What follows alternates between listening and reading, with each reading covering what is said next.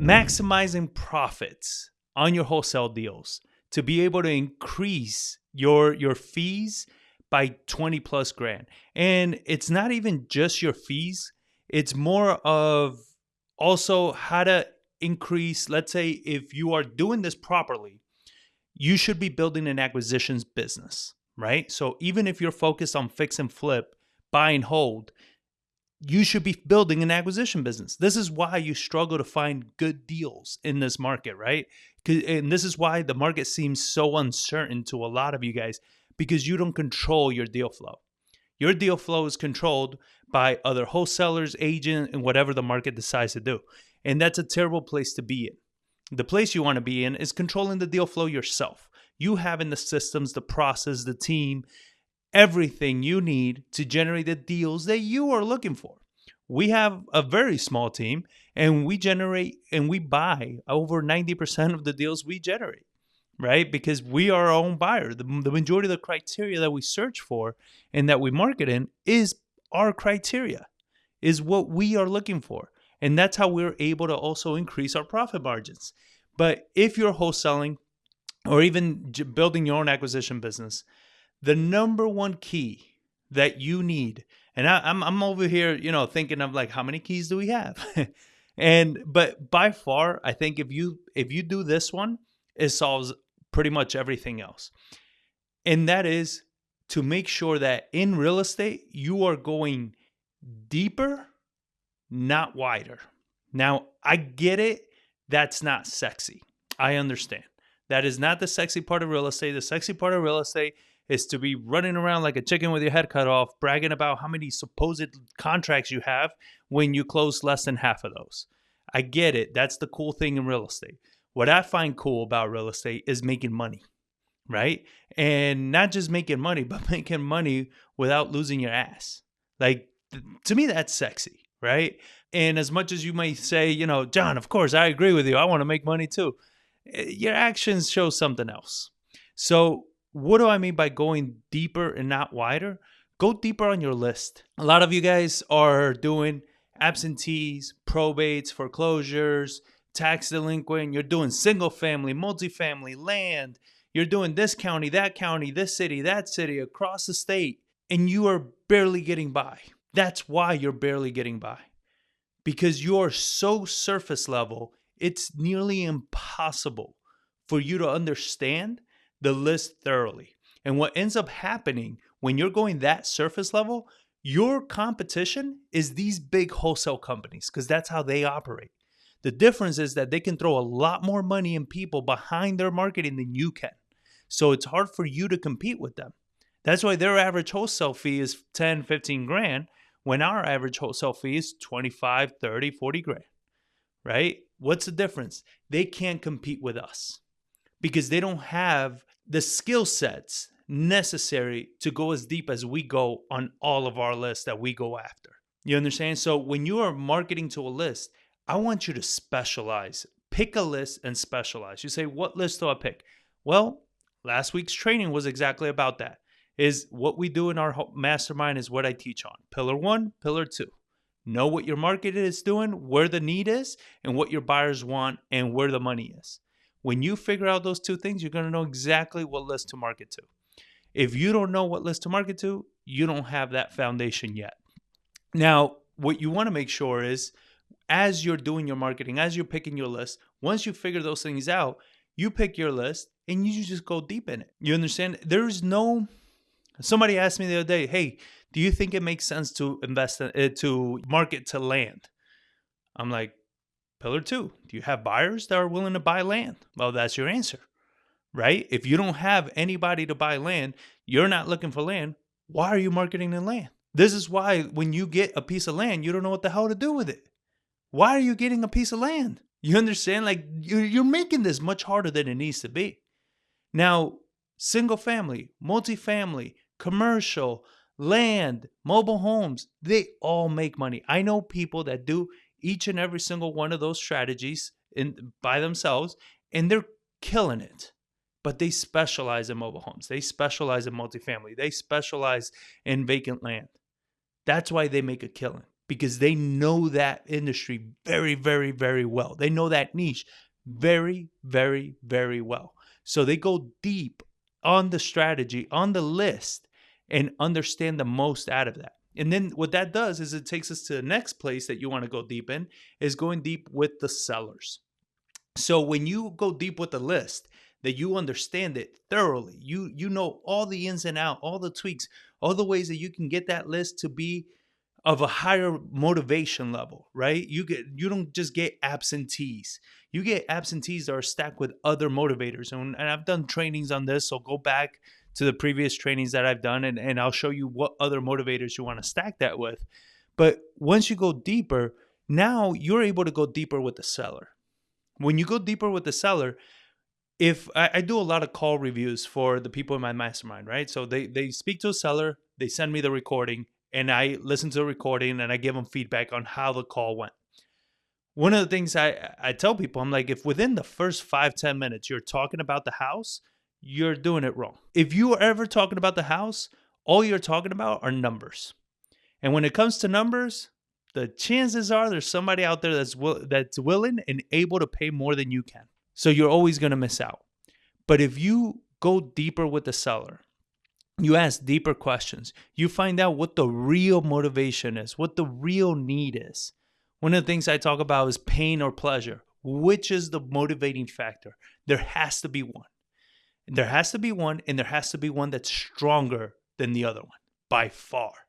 Because when you figure out which one is driving this person more than the other, we can build on that. And that's when you get massive discounts.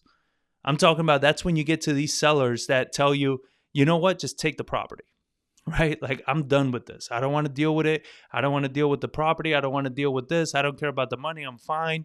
That's when you get those kind of sellers. Right now, we have a deal that we just picked up from a wholesaler that brought it to us. And we're probably, by the time it's all said and done, we're going to be in it for less than 10 grand. And there's over $90,000 of equity in the deal that we're going to be able to pretty much make within a month, right? Why? Because we were able to go deep with the seller and really find out what the distress is. And the seller, we got to a point where the seller's like, you know what? You're right. Just take the property. I don't care. Cool. That's how you get big deals. And if you're a fix and flipper, buy and hold investor, guess what? That's a tremendous margin on your flip now, right? Now, instead of having to get a marginal deal that's like, I got to make sure everything goes great. If not, I'm not making any money. That goes out the window. All your deals have enough margin for you to do whatever you want. I talk to so many flippers and buy and hold investors that are like going to the properties themselves to renovate it. I'm like, what the hell are you doing? Your time should be worth more than you doing any labor work on that house. The reason it's not is because you didn't buy right. You understand? And why you're not buying right? Because you're not generating your own deals. The next thing you want to focus on is going deeper with your buyers. So as a wholesaler, what does this mean? Is really understanding what is your buyer's motivation, what is their drive, what is their criteria. I have buyers that would like to buy real estate. They don't need to. They're not my buyers, right? I don't even think about them when I get a property. I want buyers that need a deal because this is their sole income, is flipping houses, acquiring rentals, because those are the guys that are always going to pay top dollars for these deals. So instead of me wholesaling to either another investor that does marketing just like I do, they don't need to take my deal at premium because they can generate their own. And if you're a buyer listening to this, yes, if you're not generating your own deals, you're paying premium. You understand? Because what other choice do you have? If you don't buy from a wholesaler or an agent, what else are you going to do? You don't know how to generate your own deals. You can't compete. And when it's been 4, 5, 6 months that you haven't done a deal, those tight marginal deals start looking very good right now. Because you're like, screw it, I need to do something. I need to get some income coming in. And at that point, you go from, I need to make $50,000 in profit to I'm okay doing 20 or 15. And that's terrible. I mean, 20, 15 profit, that can get wiped away very quickly on a rehab. You understand? So you put yourself in these rough situations. But as a wholesaler, those buyers are putting themselves in those rough situations.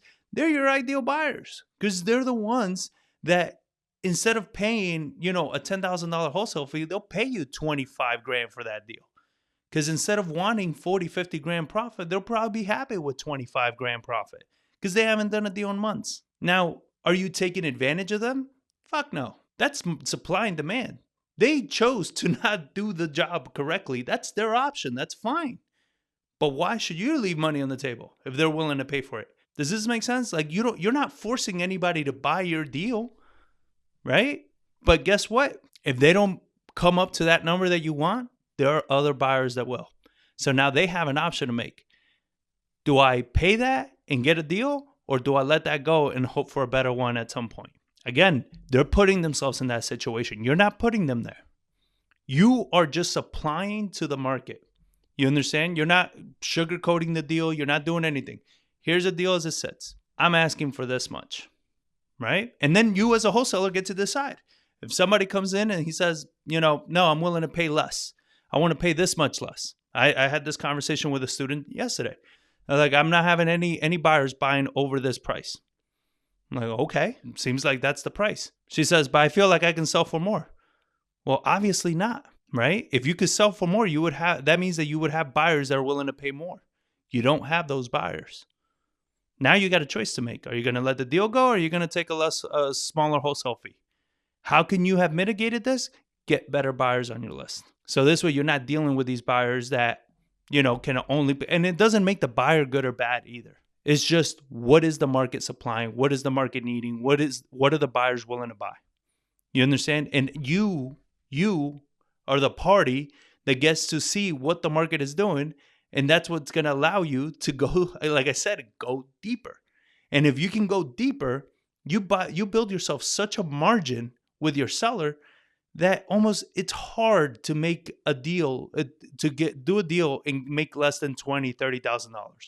It's really hard to do that, because if you do the right job with the seller, you build so much margin. And then if you did a good job going deep with a buyer, you have tremendous amount of margin. You understand? And that's when you get so many of the wholesale deals that we've been doing lately, $50,000, $60,000 wholesales. They're not that hard. You understand? Because we know what we're doing. We go deep with the list. We're really good at what we do, right? And then the last one is going deep with your strategy. What do I mean by going deep with your strategy? Same thing I mean with the list, you do with your strategy, right? If you're flipping houses, let's say in this area of town, because you understand the year built, you understand the style of home, you understand the construction, you understand all that, stick with what you know, because that's how you are able to shorten the margin and the turnaround time. That's what we did. Our buy box in San Antonio, our houses built from 1978 to 2010. Why? Because pre-1978, you're dealing with cast iron plumbing, aluminum wiring, two-prong wiring. We wanted to get rid of all that. So these houses, that's our niche, right? We know how to flip those houses fast. We can walk a house and instantly we know what it's going to cost us to renovate the house. Instantly, we know how fast we're going to be able to renovate it. Instantly, we know how much we're going to be able to sell it for. So we're able to make decisions so much quicker than anybody else. When somebody brings us a deal, we make a decision within 15 minutes. We don't need any longer than that, because we're really good at what we do, right? But we only do that. We don't jump into historic houses. We don't do houses on the other side or outside of the county where we don't know anything about. We don't do any of these things. We stick to the areas we know. We stick to the properties we like. We stick to the level of rehabs that we want to do. We also don't go above a certain amount of renovation, because we know anything above that, getting the right contractors is going to be harder. It's going to take longer, and it's also going to cost more money, right? So now we got to factor in, is it worth investing that amount of capital for the return that comes in? We are going deeper in our strategy. And like I said at the beginning, as a wholesaler, I wholesale multifamily, mobile homes, vacant land. No, you don't do any of that. Every time I meet a wholesaler that does everything, they're always hurting for money. Always hurting for money. Or they got to get themselves, and this is ridiculous, they build themselves a team so they can keep hurting for money, right? Because even with the team, you're not making enough. It doesn't matter what the team is. The system is broken because you're not going deep enough. Now, I know if you're getting pissed at me, put it in the comments. I love, stirring shit up, but I'm doing this because I'm telling you, I made all these same mistakes. We struggled for years in our business, all because of that same ignorance that we didn't know. But when I started piecing these things together and I started speaking to very successful investors, they all get successful by doing one thing really, really, really well. They don't do 20 different things, but every new investor does everything. I'm like, there's a disconnect here, right? Focus. What is, and this is why in the mastermind that I have, I teach you pillar 1, which is market insight. What is the market asking? Because when you say, well, what do I focus on? Do I focus on single family, multifamily? Pull the market data. What is the market telling you? Is the market telling you that single family is moving, multifamily is moving, lands are in demand? What's in demand? And then cater to the market. But I don't like single family. I didn't know your feelings mattered. I'm sorry. I thought you wanted to make money, especially when you're getting started in business. When you're getting started, man, I don't know what the hell expectations you have. My expectations when I got started is I needed to eat. That was it. What's making money? This is making money. Let's go. Once I started making money and I was consistent at making money and I understood what I was doing, then I got picky with what I did. Then I got picky with what I bought, what I marketed to, what deals I even went to see, not go to see. There's sometimes I'm like, nah, I don't feel like going to check that one out. Again, not out of arrogance, is that I earned my right to be picky about what I do. You understand? Now I'm making money. I'm successful. I'm okay. I can do this. But when you're starting off having all these expectations and all this nonsense of like, I don't like this. It makes me uncomfortable. Go get a job. Right? Because if the market is telling you that's what's working and you don't want to do it, what are we talking about here? You understand? You're literally going against what actually makes money. How does that make any sense? So again, I'm not trying to beat you down or upset you here. If it upsets you, it's probably because it's true. And you should start making a change. If you have a team and you're not even paying yourself, drop the damn team. Okay? You don't need a team to not make money. That's ridiculous. Drop the team. You don't need a team. Make money on your own. A single investor doing just wholesaling, you should be able to generate between $250,000 and $500,000 a year. One investor, maybe with a VA. That's all you need.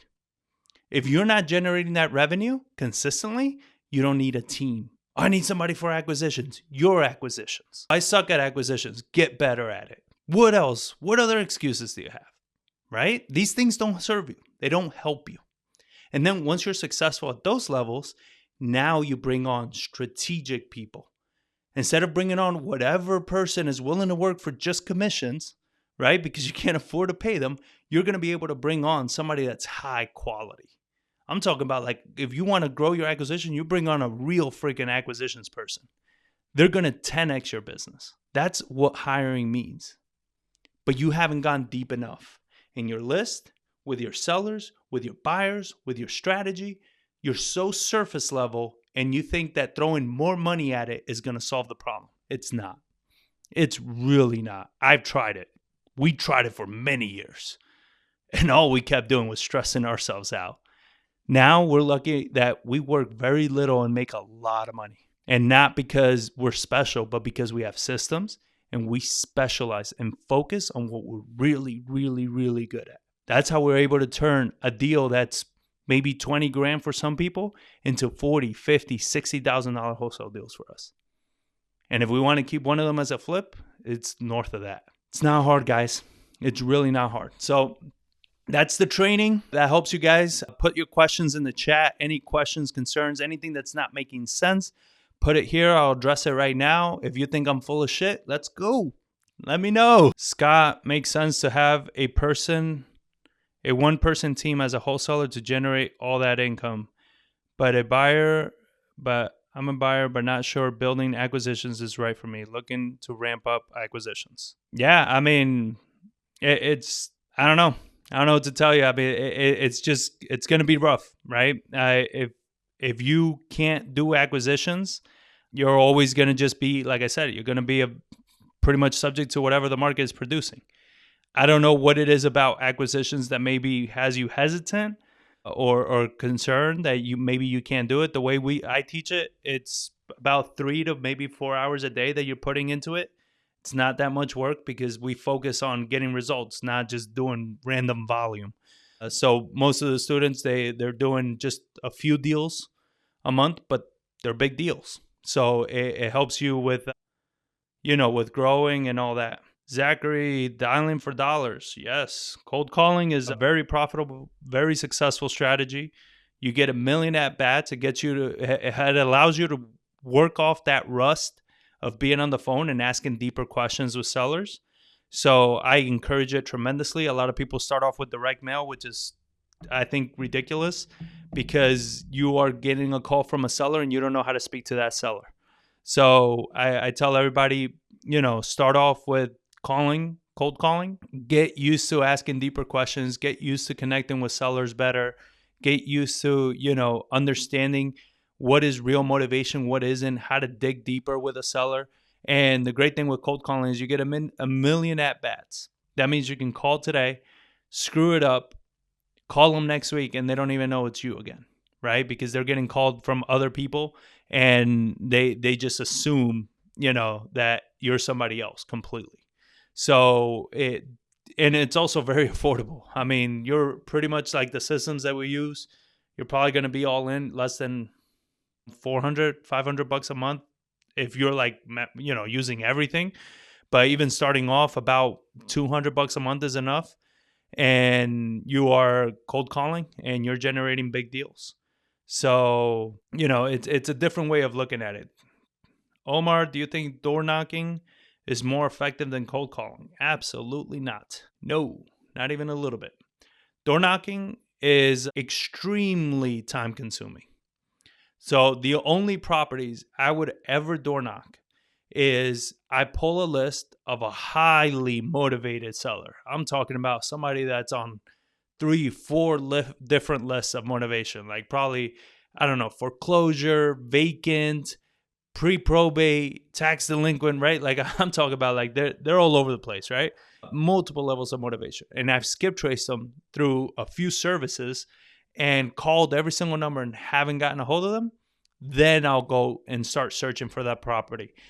And even at that point, it only depends on how much I have in the pipeline because it's so time consuming. And door knocking is something that it doesn't get received very well, right? So it's a massive chance and it's a huge time suck. So everything at the end of the day works. It's just what can you be more effective and efficient with? And door knocking is definitely not efficient. And many times it's not even effective. So, yeah. So I hope that helps, Omar. Yeah, you're right, Kurt. I mean, Kurt puts in here, Scott, I'm having to leave 10 to 15 grand in every deal. I buy from a wholesaler. It's not the end of the world because I'm not counting on the cash flow, but I can only do so many of those deals per year. And that's exactly it, right? Kurt, you're in a different position because you have a very successful business that's generating good revenue. So you're fine building your portfolio slowly, but it's exactly why, you're in the group and why we're building an acquisition business. Cause I'm showing you, like, if you go straight to seller, not only will you not be leaving 10 to 15, but what we've seen with the deals that we've seen coming out of New Orleans, you're probably going to be able to negotiate even better deals.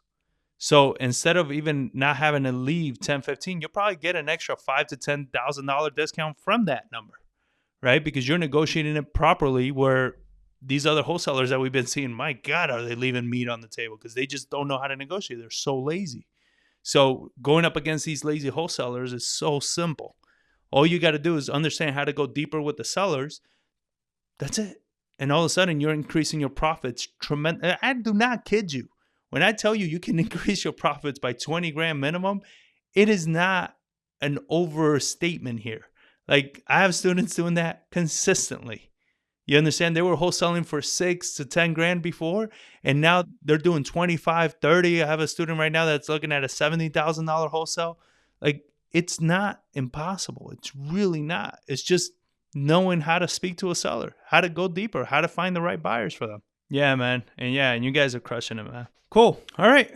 Well, it seems like that's all the questions. I'll do a poll this week to see what other topics you guys want me to cover, and I'll go covering those in the coming weeks. But yeah, like I tell you, Scott, and it's fine if real estate's not your main income, right? Like if it's not your primary income, or you're not looking at making this into like your primary income, then yeah, you shouldn't be building an acquisition business.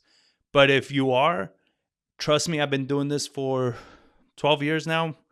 It all starts with your acquisitions. If you can't generate good, strong, high margin deals, you're always going to be struggling to make enough money.